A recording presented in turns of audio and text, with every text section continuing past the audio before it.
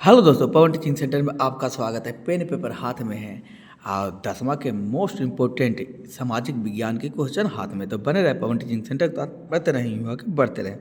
जैसा कि क्वेश्चन आपको करा, रूसी क्रांति के किन्हीं 3 कारणों का वर्णन करें।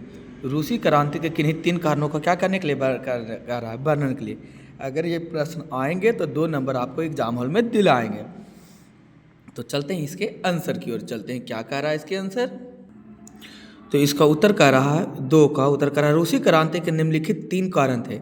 रूसी क्रांति के निम्नलिखित क्या कारण थे? 3 कारण। पहला, राजनीतिक, जार निकोलस द्वितीय अयोग और निरंकुश शासन था। जार निकोलस द्वितीय अयोग और निरंकुश शासन था। उसकी रूसीकरण की नीति के खिलाफ विद्रोह हुआ। जार के रूसीकरण नीति के खिलाफ विद्रोह हुआ। नागरिकों को विचार अभिव्यक्ति की स्वतंत्रता नहीं थी। नागरिकों को विचार अभिव्यक्ति की स्वतंत्रता नहीं थी। 1904 से 5 के रूसी जापानी युद्ध में पराजय से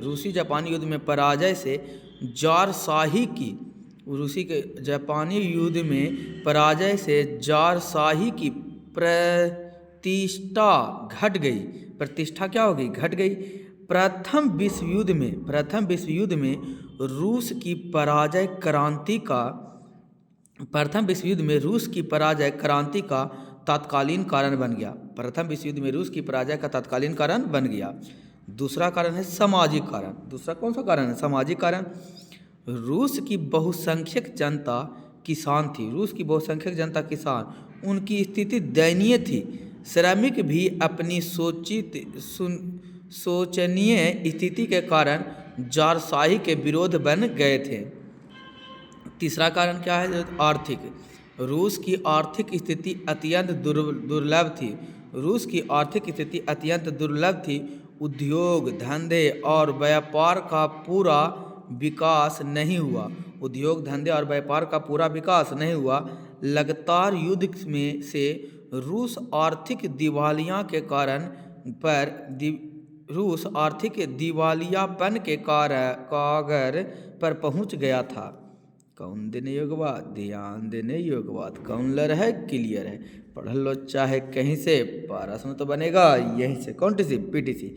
यह था रूसी क्रांति के 3 कारणों का वर्णन था। दोस्तों, यदि वीडियो अच्छा लगा तो वीडियो को लाइक कीजिएगा। चैनल पर पहली बात तो चैनल को सब्सक्राइब, दोस्तों के साथ शेयर करना बिल्कुल नहीं भूलिएगा।